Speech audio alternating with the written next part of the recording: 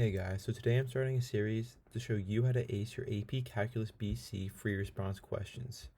This is going to be a 6-part series where I go through the 2019 AP Calculus actual exams questions and go through each question one by one and show you how to do well on this test and how to get a perfect 9 on each one of these questions. In this series, each question from the 2019 test will be its own video, and this video will start with question 1. Now, question 1 is a graphing calculator question. So we're going to use a graphing calculator to answer the question as quickly as possible, since we only have 30 minutes for these two questions. It gives us about 15 minutes a question. So the first thing we have to do is read the question. Fish enter a lake at a rate modeled by the function e given by e of t. Fish leave the lake at a rate modeled by the function L given by L of t. Both e of t and L of t are measured in fish per hour, and t is measured in hours since midnight. Now all these sub questions we're not even going to read to begin with, because we only have to do one at a time, so we don't need to read through all of them and go through them. So the first thing I like to do is to take out the information from this big paragraph, so then I don't have to keep referring back to it and I can simply lay it out. So let's move this question over to the side, and then let's see what we need out of here. So we definitely need this equation out, e of t, and we definitely need L of t out. So let's do that. So now we have them up here, and we're going to refer back to this instead of having to read through the paragraph. We should also take out that t is measured in hours since midnight.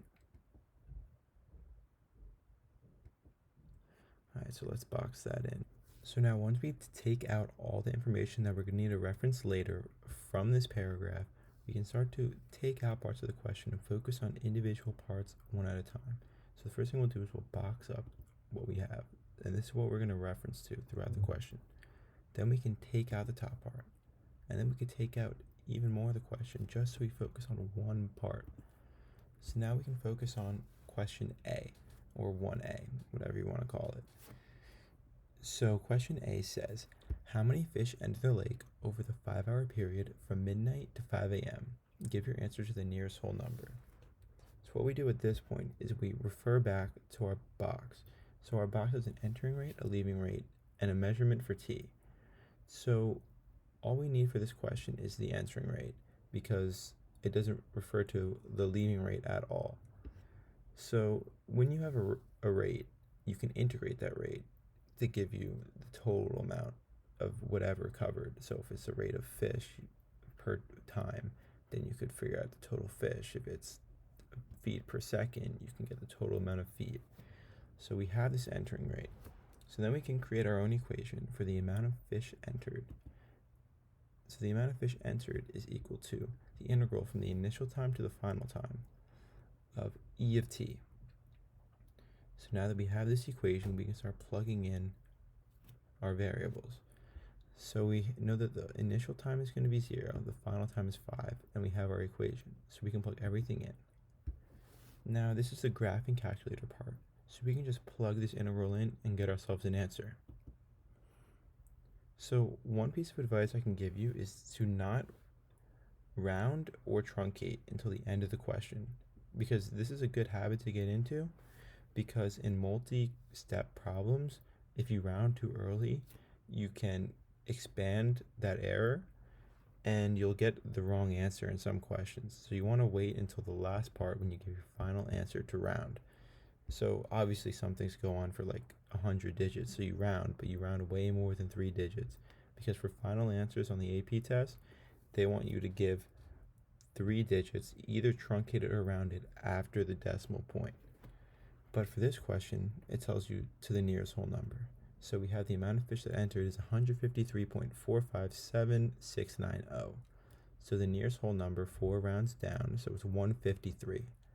So the amount of fish that entered the lake from midnight to 5 a.m. is 153. So now that we answered part A, we can go back to the big question, and then we can look at what part B is. So part B asks, what is the average number of fish that leave the lake per hour over the 5-hour period from midnight to 5 a.m.?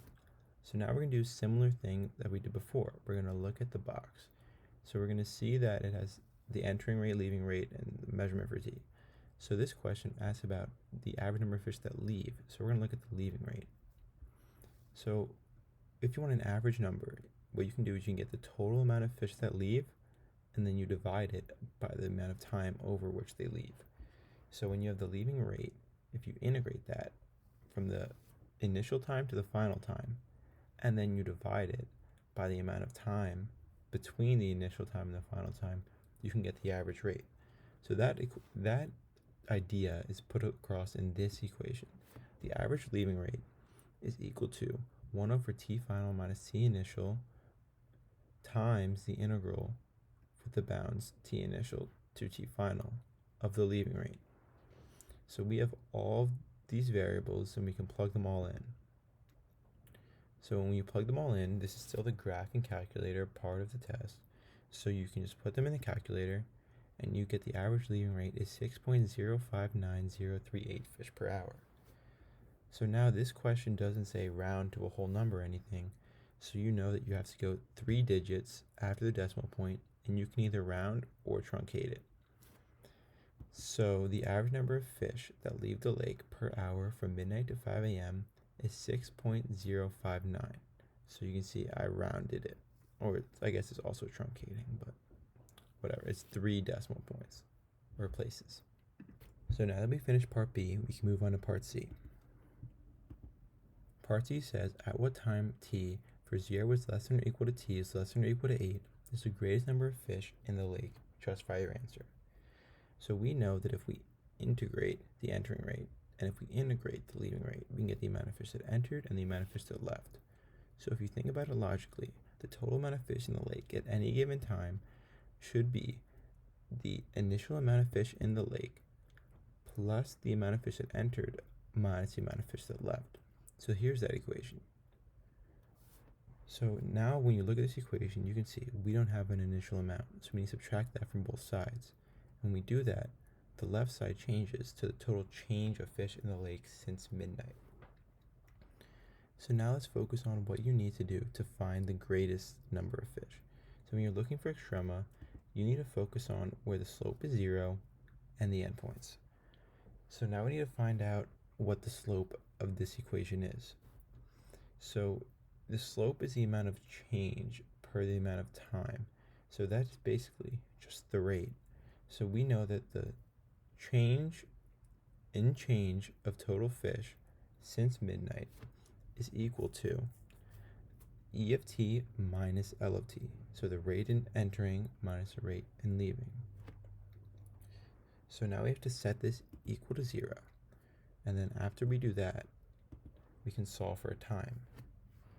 So now we have the time of 6.20356. And we're not rounding it because we don't want to mess up our later numbers. So then once we do that, we know that we have where the slope is 0, and we know the endpoints are 0 and 8. So we can make a table. So now that we have this table with times, we can plug in these times into the equation for total change of fish in lake since midnight, and we can see which has the biggest number.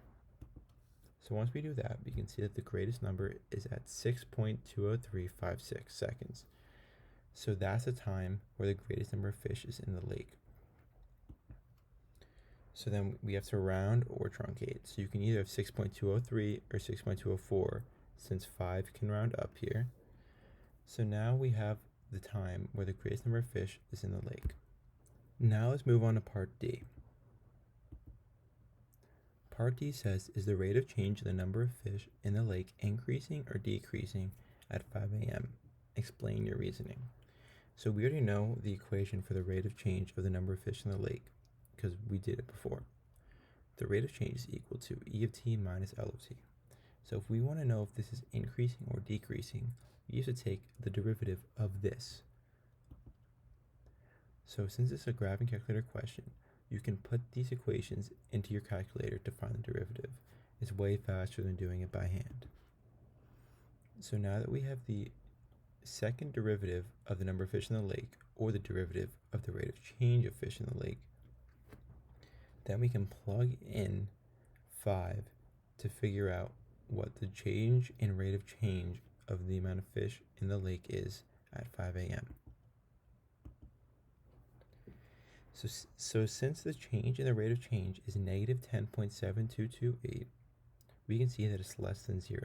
So when this is less than 0, that means that the rate of change in the number of fish in the lake is decreasing. That's it. We did all parts of the questions A, B, C, and D. If you have any questions about how to do this, or if you're confused about any of these steps, let me know in the comments below. Thanks for watching. See you in the next video.